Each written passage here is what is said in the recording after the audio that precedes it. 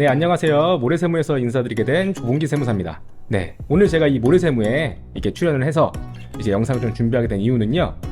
사전 증여의 중요성을 좀 강조해 드리기 위해서 좀 하나의 사례를 좀 들고 왔습니다. 그 사례를 보시면서 제가 좀 전달해 드리고자 하는 메시지를 좀 이제 같이 좀 소개해 드리는 그런 시간을 가져보고자 하니까요. 네, 함께 들어가 보시죠. 네, 오늘 이제 상속세와 관련해서 좀 재미있는 기사가 있어서 그 기사 내용을 소개해 드리면서 이에 대한 제 의견을 전달드리는 시간을 가져보고자 합니다. 네, 2023년 5월 31일자 서울 파이낸스에서 나온 기사인데요. 기사 제목이 정부가 넥슨 2대 주주가 됐다. 고 김정주 유족 상속세로 지분 30%를 물납했다. 요런 기사 제목으로 기사가 나오게 되었습니다. 네, 기사 내용을 좀 살펴보면요. 지난해 2월 별세하신 고 김정주 넥슨 회장의 이제 유족이 이제 물려받은 지분 상당수를 상속세로 물납했다고 하는 내용이 나와 있습니다. 네, 물납이라고 하는 것은요. 상속인이 일정 요건에 따라 현금 대신 유가증권이나 부동산 등의 현물 재산으로 상속세를 납부하는 절차를 말하는데요. 상속세 물납으로 인해서 기획재정부가 넥슨그룹 지주회사인 NXC의 주식 85만 2,190주, 지분율로는요 29.3%를 보유하게 됨으로써 배우자인 유정현 이사님에 이어서 2대 주주로 올라서게 되었다는 내용이 나와 있습니다. 참고로 고 김정주 회장의 유족들이 납부해야 할 상속세는 약 6조 원대였다고 하네요. 사실 이 기사의 내용이 그냥 재미있는 기사 또는 뭐 가십성이 될 수 있는 기사 정도만 이제 받아들여지고 크게 와닿지 않으실 수도 있어요. 하지만 이 사례가 좀 대기업의 사례일 뿐이지 이 영상을 시청하시는 저희 대표님께서 운영하시는 비상장 회사와 관련이 없는 내용이냐, 전혀 그렇지 않다라는 점들을 다시 한번 강조드리는 바이고요. 비상장 회사를 운영하시는 대표님들이시라면은 이 기사의 내용에 같이 또 주목해 볼 필요가 있다, 이런 점들을 말씀드리는 바입니다.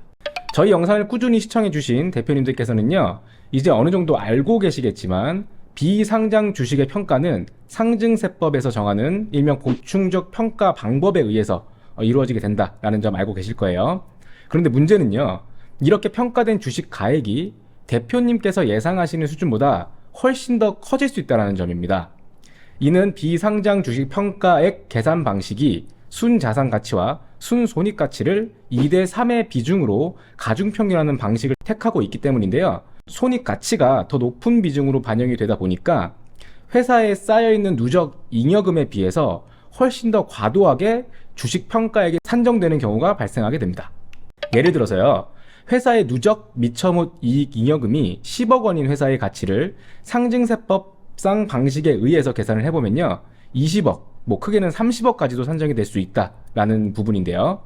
물론 이익이 지속적으로 하락하거나 결손이 나는 회사라면 순손익가치가 낮게 산정이 되거나 아니면 0원으로 산정이 돼서 회사 주식가치가 순자산에 미달하게 평가되는 회사도 있겠지만요, 세법상 한도가 존재를 하기 때문에 순자산 가치의 80% 밑으로는 주식 평가액이 떨어질 수 없다는 점도 유의깊게 봐주셔야 되는 내용입니다.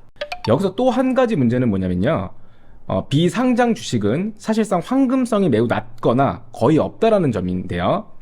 주식 가치가 높은 비상장 주식을 100% 보유하신 대표님께서 별세하게 되시면 해당 주식 또한 다른 재산들과 함께 상속 재산에 포함이 되고요. 이 비상장 주식으로 인해서 과도한 상속세 부담이 발생할 수 있습니다. 상속인들이 다른 황금성이 좋은 재산이나 현금이 많은 상황이라면 상속받은 주식을 그대로 보유하면서 상속세를 납부할 수 있겠지만은, 그렇지 않은 경우에는 울며 겨자 먹기로 상속받은 비상장 주식을 물납해야 하는 상황이 충분히 초래될 수 있다는 점이죠. 비상장 주식으로 물납을 하게 되면은 기사 속 넥슨의 사례와 마찬가지로 정부가 우리 회사의 주주로 들어오게 되는 거고요.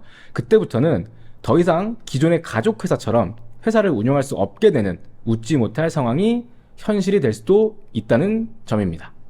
이러한 결과를 미연에 방지하기 위해서는요, 배우자와 자녀로의 주식 이전을 위한 장기적인 플랜을 좀 세워놓아야 하는데요. 가족으로의 주식 이전은 일반적으로 증여의 방식을 택하겠지만 경우에 따라서는 양수도의 방식도 함께 고려해 볼 수 있습니다.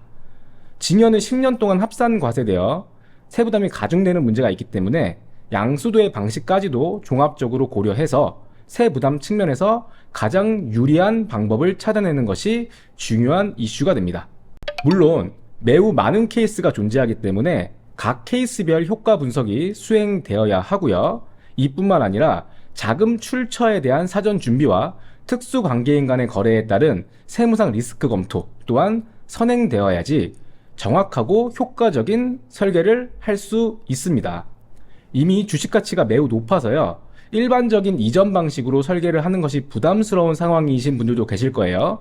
그렇다면 가업승계 특례 규정 등도 적극적으로 검토함으로써 사전 주식 이전을 위한 설계 방향을 확대해 나갈 필요도 있습니다.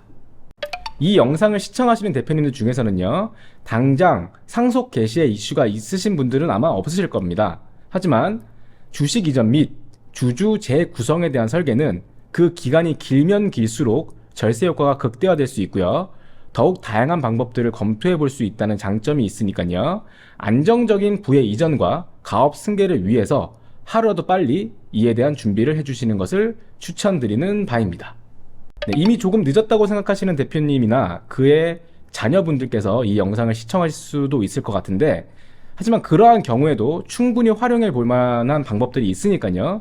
지금이라도 문의를 주신다면 충분한 답변을 드릴 수 있도록 하겠습니다. 네, 오늘 준비한 영상은 여기까지고요. 사전 징역에 대한 좀 궁금점이 있으시거나 아니면은 문의점이 있으신 분들께서는 편하게 문의 주시기 바랍니다. 네, 오늘 모래세무에서 인사드리게 된 조봉진 세무사였고요. 다음 시간에도 좋은 주제가 있다면 또 다시 한번 출연할 수 있는 그런 기회가 있었으면 좋겠습니다. 감사합니다.